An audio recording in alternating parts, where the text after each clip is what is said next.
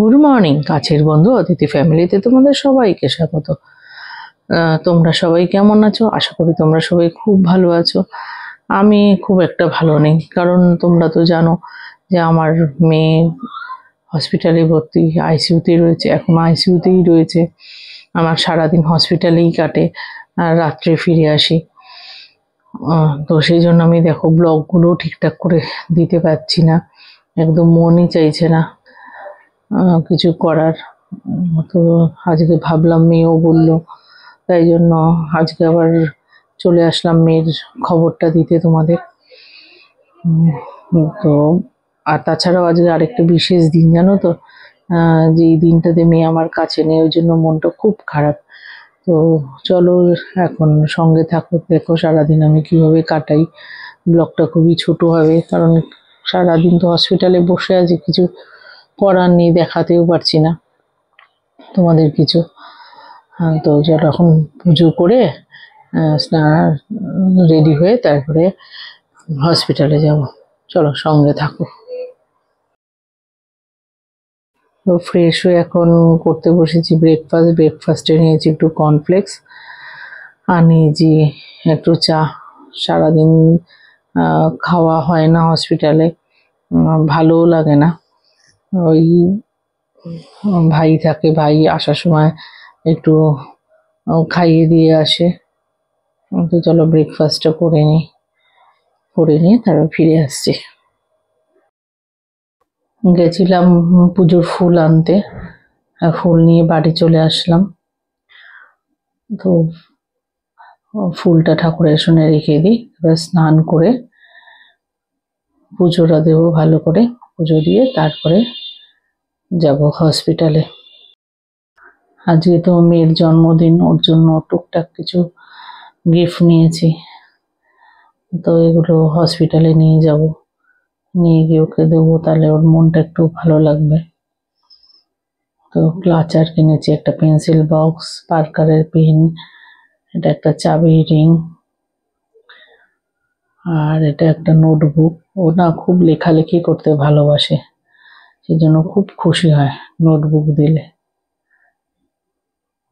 আর দেখো এই বক্সটা, একটা কিন্তু সাধারণ বক্স একটা, তো এই বক্সটাকে আমি পেপার দিয়ে সুন্দর করে ডেকোরেশন করেছি। আর এখানে নিয়েছি চকলেট। তো এরকম তো কোনোদিন হয়নি যে ওকে হসপিটালেই গিফট দিতে হবে, ভীষণই খারাপ লাগছে।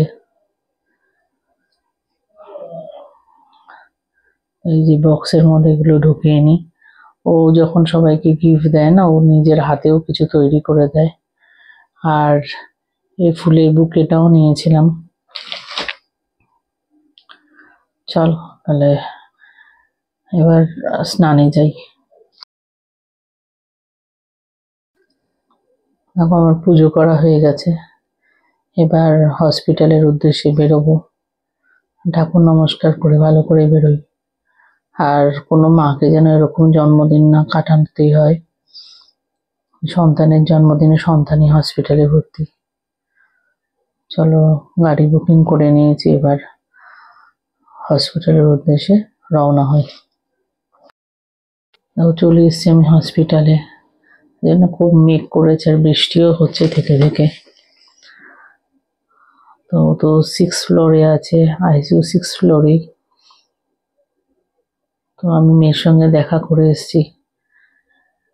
তো সবাই এসছে আজকে স্পেশাল পারমিশন করানো আছে, যেহেতু মানে ডক্টররা নিজেরাই দিয়েছেন, যেহেতু ওর বার্থডে বলে। তো মনটা খুব খারাপ লাগছে বলে আমি একটু বাইরে এসে দাঁড়িয়েছি। তো ওকে দেখাচ্ছি পরে আমি তোমাদেরকে। যাদের কেউ হসপিটালে থাকে তারাই জানে কিভাবে তাদের দিন কাটে, কি দুর্বিষহ দিন যায়। আর এরকম একটা দিনে তো কথাই নেই, কি যে খারাপ লাগছে সেটা বলে বোঝানোর নয় একদম। আমার মতো দেখো সব পেশেন্টেরই বাড়ির লোকেরা অপেক্ষা করে তাদের প্রিয় মানুষটিকে এক ঝলক দেখার জন্য। দেখো মেয়ের অবস্থা, এই চ্যানেল করা। তো জন্মদিনের দিন ওই সিস্টাররাই ফটো তুলে দিয়েছে ওকে। ওকে গিফটগুলো কোনো কিছু হাতে দেওয়া যায়নি, দূর থেকে দেখাতে হয়েছে, কারণ আইসিইউ তো। বাই চান্স যদি আবার কিছু থেকে ইনফেকশন হয়ে যায় বা ইনফেকশনটা বাড়ে, সেই জন্য ওকে দেখিয়ে বাড়ি নিয়ে যেতে বলেছে। বাড়িতে আসলে তখন ওর হাতে দিতে পারবো। নিচে এসে বসে আছে ওপিডিতে, কারণ উপরে আইসিইউর সামনে ওই সিঁড়ির মধ্যেই বসতে হয়, তেমনটা তোমাদের বলেছিলাম। তো ভালো লাগছে না। অনেকেই এসেছিল, কারোর আর মানসিকতা ছিল না ফটো তোলার মতো। সবারই খুব মন মেজাজ খারাপ। তো সবাই চলে গেছে। আমি এখন ও ঘুমোচ্ছে। কাছে থাকলে ঘুমটা ঠিক করে হয় না, সেই জন্য নিচে এসে বসেছি। তো মেয়ের সঙ্গে দেখা করেছি, দেখা করে একটু বাইরে দাঁড়িয়েছিলাম এসে রাস্তার ধারে। এখন আবার যাচ্ছি হসপিটালের ভেতরে। আমি তো এখানে থাকি 8টা, সাড়ে 8টা, 9টা পর্যন্ত থেকে তারপর বাড়ি যাই। আইসিইউতে তো অ্যালাউ নয়, আর বাইরে ওইভাবে সারা রাত বসে থাকা সম্ভব হয় না।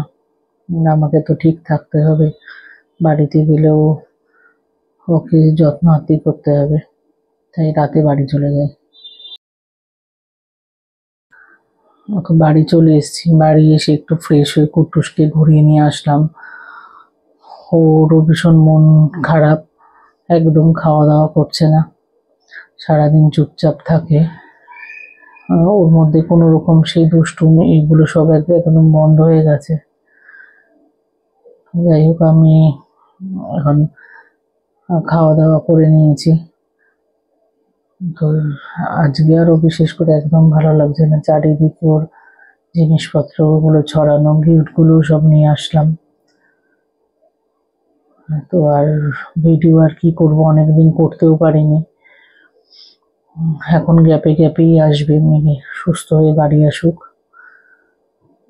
তারপরে আর ভিডিওটাও খুব ছোটই হচ্ছে। কি দেখাবো, কি করব, সারাদিন তো হসপিটালেই থাকি, সেরকম দেখানোরও কিছু থাকে না।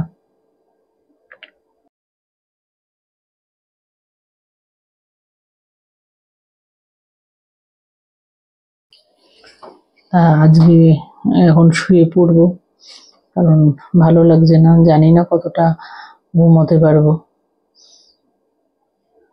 তো যাই হোক, কালকে সকালে আবার সকাল সকাল উঠে যেতে হবে। চেষ্টা করছি খুব মনের জোর রাখার, খুব সুস্থ থাকার। তোমরা পাশে থাকো, তাহলে অবশ্যই পারবো। আর আজকে এই পর্যন্তই। আজকের ভিডিওটা যদি তোমাদের ভালো লেগে থাকে তাহলে লাইক, কমেন্ট অ্যান্ড শেয়ার করো।